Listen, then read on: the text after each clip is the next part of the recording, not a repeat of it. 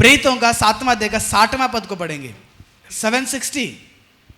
फिर घुटने टेक कर ऊंचे शब्द से पुकारा, ऊंचे शब्द से पुकारा, हे प्रभु यह पाप उन पर मत लगा। और यह कहकर वो क्या कर दिया? सो गया, यानी कि मर गया। यानी कि आज इस संसार में मनुष्यों ने कई गलती करते आपके सामने। हम भी करते हैं ना गलती, हम भी गलती करते हैं, हमारा मनुष्य, हमारा सामने रहने वाले लोग भी गलती करते हैं। इसलिए लोगों को अगर माफी करना चाहिए, वो भी हम केवल शारीरिक रीति से नहीं करना चाहिए। कैसे करना चाहिए? पवित्र आत्मा में भर कर क्या करना चाहिए? माफी करो। पवित्र आत्मा के द्वारा हर एक व्यक्ति को माफी करना चाहिए। आज माफी के स्वभाव, माफी के गुण मनुष्यों के अंदर नहीं, और माफी मांगने वाले भी क्या करते हैं? बार बार वही गलतियां करते रहेंगे,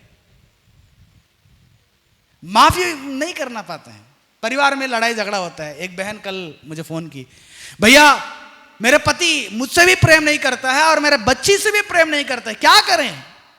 अभी शादी होकर एक बच्ची है उनको, 2 साल की 3 साल की बच्ची है। इतना जल्दी से क्यों उनके बीच में लड़ाई झगड़ा बहस हो गया? पता नहीं, दोस्तों के द्वारा या लंद फंद लोगों के द्वारा बातों को सुना होगा पति, और पत्नी के विषय में क्या करने लगा? प्यार नहीं है। बहन बोलने लगी, भैया ऐसे रोने लगी, बोलने लगी रात में 2 बजे मेरे पति के लिए मैं प्रार्थना किया करके रोने लगी। बच्ची को दूध भी देने के लिए तैयार नहीं पति, रोने लगी।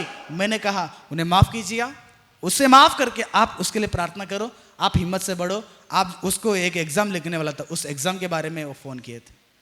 मैंने कहा आप उस एग्जाम के ऊपर कंसंट्रेशन रखना, जो चीज है उसी चीज को तुम्हारे बच्ची को दे दो।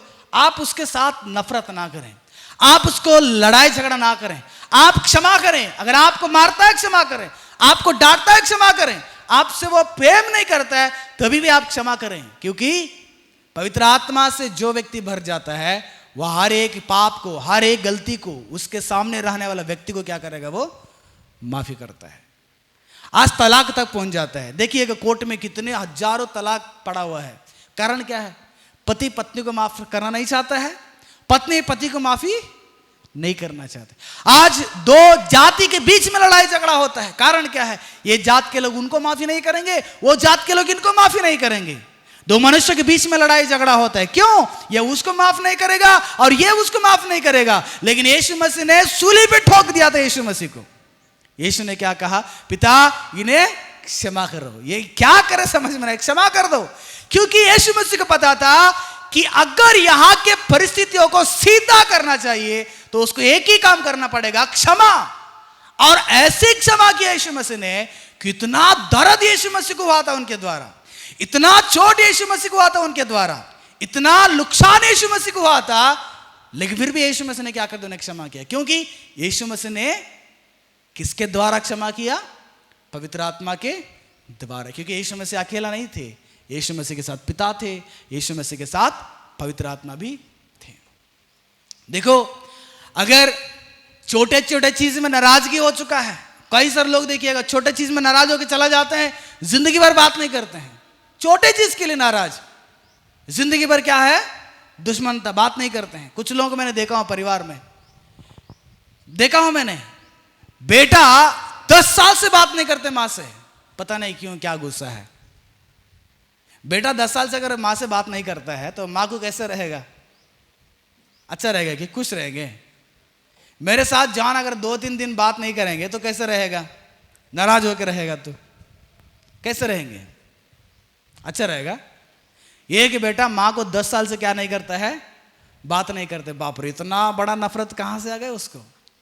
क्योंकि पवित्र आत्मा उसके अंदर नहीं है। पवित्र आत्मा नहीं रहने के कारण उसके अंदर शैतान ने नफरत भर के रख दिया है, उसके अंदर शैतान ने जिद बढ़ा के रख दिया है, उसके अंदर शैतान ने इतना घमंड बढ़ा के रख दिया, बात मत करना, दूर रहो, फोन में बात मत करना, अपने आप को झुकाना नहीं, अपने आप को ऐसे खड़ा कर दो जैसे डिठाई से खड़ा हो जाए। मैं झुकूंगा नहीं, मैं है ना, झुकूंगा नहीं, मैं मोड़ूंगा नहीं, है कि नहीं? रॉड हो गया। हम लोग कैसे हो गया है?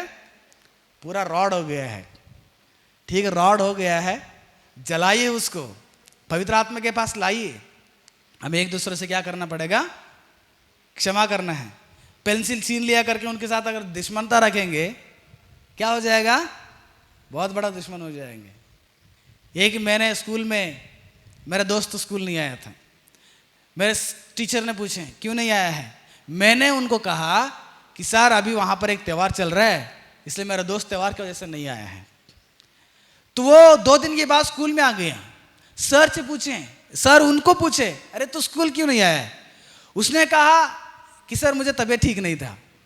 और सर ने कहे कि ये ने आपके दोस्त ने बोल दिया कि तुम स्कूल छोड़ दिया करके। बाबरी इतना छोटा समस्या, चलो उस दिन इतना लड़ाई झगड़ा हो गया, उस दिन से लेकर आज तक उनसे बात ही नहीं हो रहा है। अभी लगभग 10-15 साल के बाद उसके नंबर मिला मेरे को, मैंने उसको व्हाट्सएप किया, हाय हाउ आर यू संतोष, लेकिन उसने कोई भी रिस्पॉन्स नहीं किया, क्योंकि क्षमा करने की शक्ति हमारे पास नहीं, क्योंकि हमारा अंदर कौन भरा हुआ है, नफरत भरा हुआ है। आज दुनिया में वही होता है, पवित्र आत्मा नहीं है, क्षमा का स्वभाव नहीं है, क्षमा नहीं करने के कारण समस्या बड़ा कर देते हैं, क्षमा के स्वभाव नहीं करने के कारण समस्या को और खींच के क्या करेंगे, उसको बड़ा कर देते हैं, बड़ा करके बाप रे वो बीमारी को और बड़ा कर देंगे, आखिरी में वो बीमारी आपको क्या करेगा, विनाश कर डालेगी। इसलिए प्रियो मैंने यीशु में से सीख लिया हूं, स्तिफनुस से सीख लिया हूं, स्तिफनुस को पत्थर से मारा, स्तिफनुस को अधमरा कर दिया, स्तिफनुस ने मरने वाला था, मरने के आखिरी क्षण में घुटने टेकर कहा प्रभु ये पाप उनके ऊपर मत डालना, क्षमा कर दो, मर गया। मारने वाला व्यक्तियों को भी क्या कर दिया, उसने माफी कर डाला। ठीक है, माफ कर दीजिएगा, जो कोई भी आपके सामने माफ कर दो, ताकि उनको परमेश्वर क्या करेंगे, न्याय कर लेंगे। हमारा काम है कि क्षमा करें। अगर क्षमा करने की मन अगर आना चाहिए, कभी लोग नहीं आता है, ये पता है ये ऐसे गलती की उसको माफी करना पसंद नहीं हो रहा है, क्यों, शारीरिक सोच रखे हैं, मन नहीं लग रहा है माफी करने के लिए। लेकिन पवित्र आत्मा के द्वारा आप लोग आ जाओ, पवित्र आत्मा से आप लोग सोचो कि उसको क्षमा करते नहीं करते हैं। आप देखो यीशु मसीह के ना सामने जो परिस्थिति इकट्ठा हो गया था, उससे तो बड़ा सा परिस्थिति नहीं है यहां पर, तब पवित्र आत्मा सिखाएगा क्या करना, उसे क्षमा कर डालो, क्षमा कर डालो। देखो स्तिफनुस को, देखो यीशु मसीह को, देखो पौलुस को, ये सभी लोग पवित्र आत्मा के द्वारा क्षमा कर देते। इसलिए दुनिया में मनुष्यों के साथ उनका नफरत नहीं था, उसका नफरत केवल किसके साथ था, शैतान के साथ था, उनकी लड़ाई केवल शैतान के साथ था। इसलिए पवित्र आत्मा के द्वारा हम क्या करें, क्षमा करने की आदतें बनाएं। पवित्र आत्मा के द्वारा आप आ जाएंगे, सोचेंगे जरूर आप हर लोगों को क्या करेंगे, छोटे छोटे जमीन के लिए लड़ाई झगड़ा, छोटे छोटे जमीन के लिए संसार में हो रहा है ना, छोटे छोटे जमीन, एक इतना ही जमीन, इतना जमीन के लिए इतना बड़ा लड़ाई झगड़ा करके खानदानी क्या हो जाएगा, नफरत से भरा रहता है। क्यों, उसने मुझे फोन नहीं किया, उसने मुझे बात नहीं कर रहा है करके उसके साथ नफरत करते रहेंगे, क्षमा नहीं करेंगे। नहीं प्रियो, ऐसे करते हैं तो दुश्मनता बढ़ता है, शैतान के कार्य ज्यादा होता है। इसलिए हमें कोई भी परिस्थिति रहे, हर चीज को क्या करें, हम आसानी से क्षमा करें। क्षमा करने के स्वभाव तब भी हमारे अंदर आ जाता है, जो मेरे सामने रहने वाला आदमी मेरे विरोध में कितना भी घटिया काम करें, उसको अगर क्षमा करना है, वो स्वभाव तब भी मेरे अंदर आ जाता है, आपके अंदर आ जाता है, जब मैं और आप पवित्र आत्मा से परिपूर्ण होते हैं। पवित्र आत्मा से हम क्या करें, उसे क्षमा करें। हम अकेला नहीं है, पवित्र आत्मा है। देखिए चौथा चीज, प्रेरितों के कामों का वर्णन 6वां अध्याय 3 पद देखिएगा, 6:3। इसलिए हे भाइयों अपने में से 7 सुनाम पुरुषों है ना, 7 सुनाम, सुनाम नहीं है वो, सुनाम बोलते उसको, है कि नहीं है। सुनाम मतलब अच्छे नाम रहने वाले, है ना। ये सुनामी आदमी है, सुनामी मतलब वो सुनामी नहीं जो समुद्र से आ गया सुनाम अच्छे नाम, है ना। सुनाम पुरुषों को जो पवित्र आत्मा और बुद्धि से परिपूर्ण है। कैसे, कलीसिया में समस्या आया था, कलीसिया में प्रेरितों ने क्या करने लगे, प्रचार करने लगे। कलीसिया में जो विश्वासी लोग आए थे, उनको खाना बटोरने के लिए, खाना क्या बोलते उसको, परोसने के लिए, खाना परोसने के लिए, उनको पानी लाने के लिए, चटाई उठाने के लिए, कलीसिया में झाड़ू मारने के लिए, छोटे छोटे काम करने के लिए, विश्वासियों को मदद करने के लिए कोई नहीं थे, क्योंकि प्रेरित लोग प्रचार कर रहे थे, उनके लिए प्रार्थना कर रहे थे। तो आने वाले विश्वासी कौन करेंगे? कलीसिया की जिम्मेदारी कौन उठाएंगे? इसलिए सोचने लगे सब मिलकर हम ये काम करेंगे, 7 सुनामी यानी कि अच्छे पुरुषों को चुन लेंगे। और वह पुरुष कैसे रहना चाहिए? बोले कैसे रहना चाहिए? पवित्र आत्मा से परिपूर्ण होना चाहिए। बुद्धि को छोड़ दीजिए, बाद में ध्यान करेंगे। प्रेरितों का फर्स्ट प्रेफरेंस क्या है? ये 7 लोग ऐसे होना चाहिए कि इन लोग पवित्र आत्मा से परिपूर्ण होना चाहिए। ऐसे 7 लोगों को चुनकर इस काम में क्या करेंगे?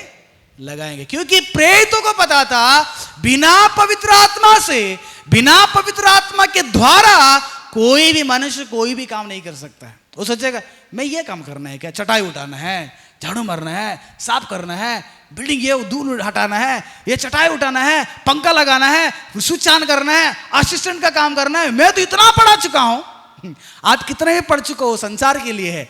परमेश्वर कलीसिया में, परमेश्वर कलीसिया में आपका क्या है पोजीशन? मैं बड़ा नहीं, आप बड़ा नहीं, हम सब परमेश्वर की उस कलीसिया में आफ्टर ऑल एक विश्वासी गण है। यीशु मसीह का शरीर हमले।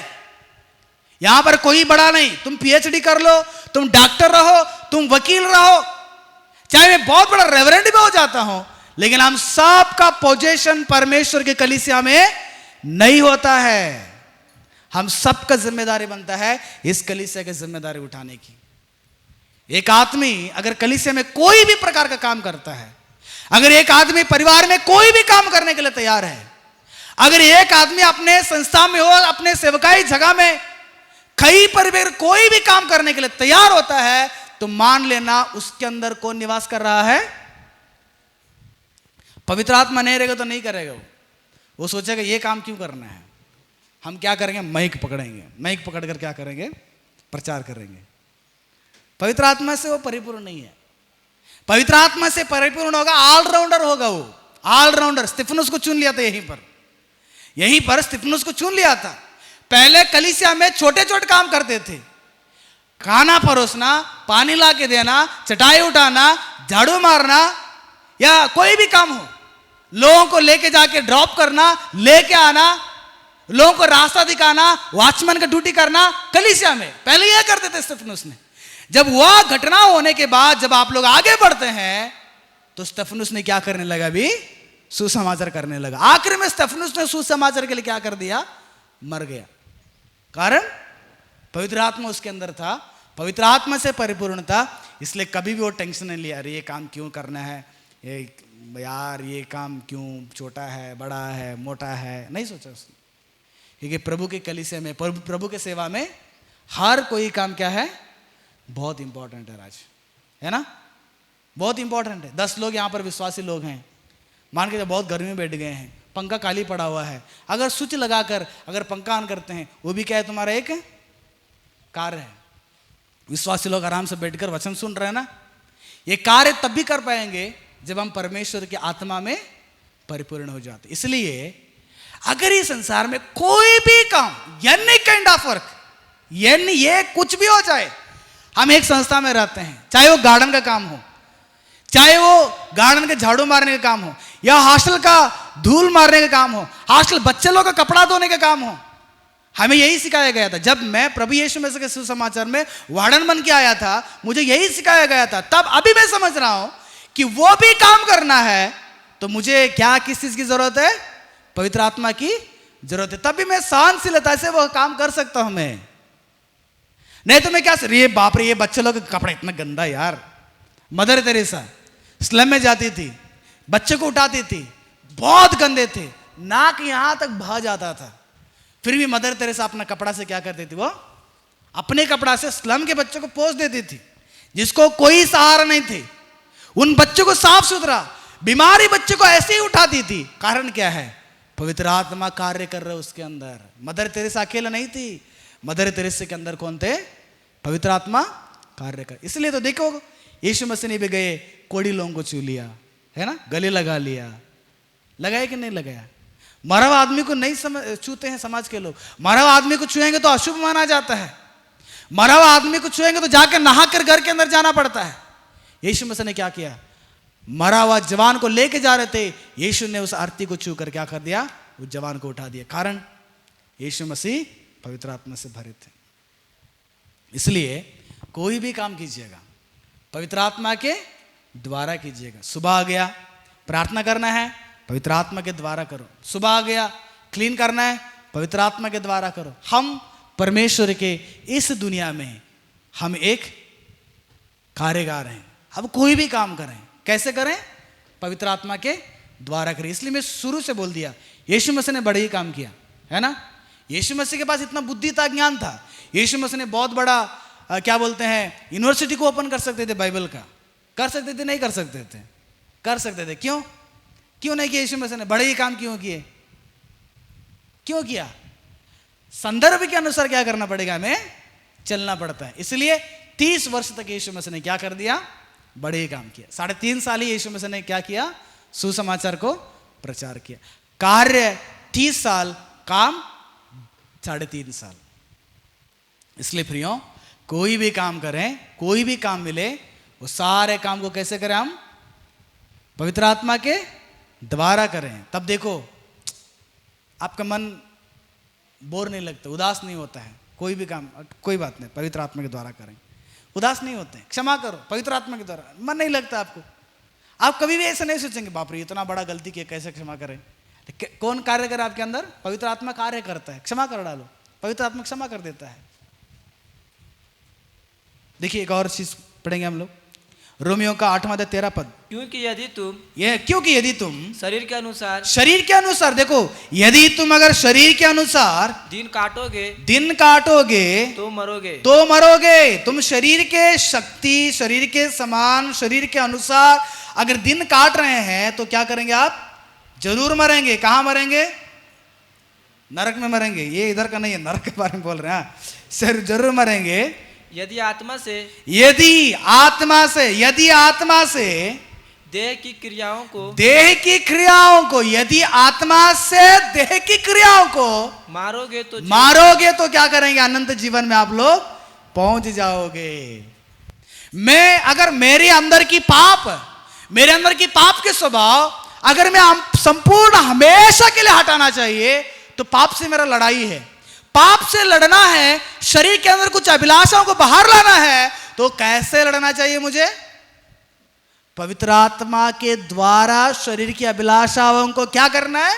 मारना चाहिए उसे। इसलिए सबोपदेशक में एक वचन है, एक व्यक्ति से 2 लोग क्या है? मजबूत हो जाते हैं ना। 1 से 2 लोग बहुत बड़ा सामर्थ्य मिलता है उनको।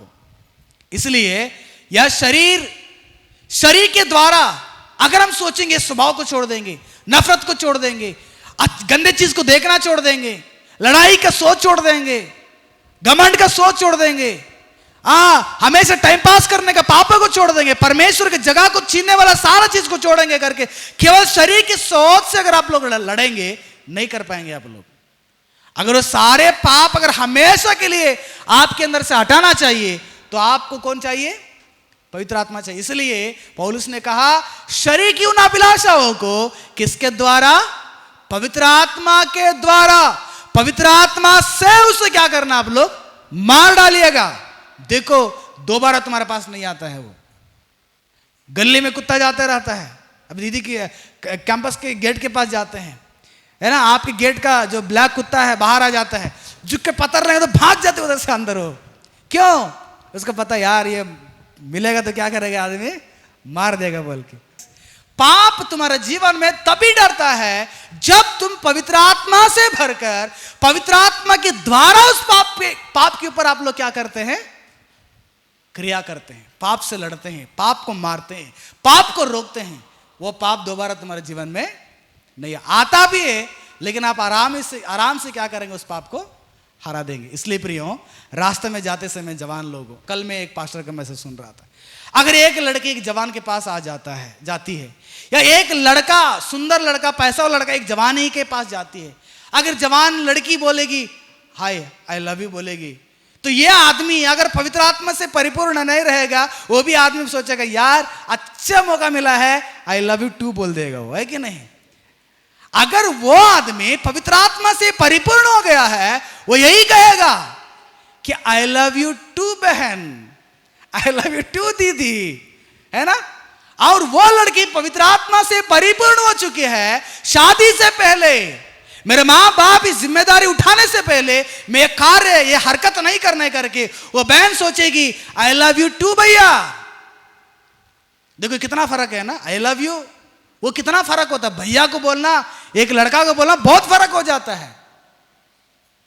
पवित्र आत्मा से परिपूर्ण हो जाओ। पवित्र आत्मा से परिपूर्ण हो जाएंगे, मोबाइल पकड़ते ही आपको पता चलेगा किसके अंदर घुसना चाहिए। पवित्र आत्मा नहीं है तो जाओ जहां चाहिए वहां पर घुस जाओ, है ना। वाइड एंगल में क्या करेगा वो दिखाएगा। लेकिन पवित्र आत्मा आपके अंदर रहेगा, आपको टॉर्च, मैंने इसलिए शुरू में बोल दिया, वो आपको सिखाएगा, सत्य पर चलाएगा, आपको चौकस रहने के लिए कहेगा, आपको चेतावनी देगा, आपको पवित्र आत्मा का अच्छे फलों में भर देगा वो।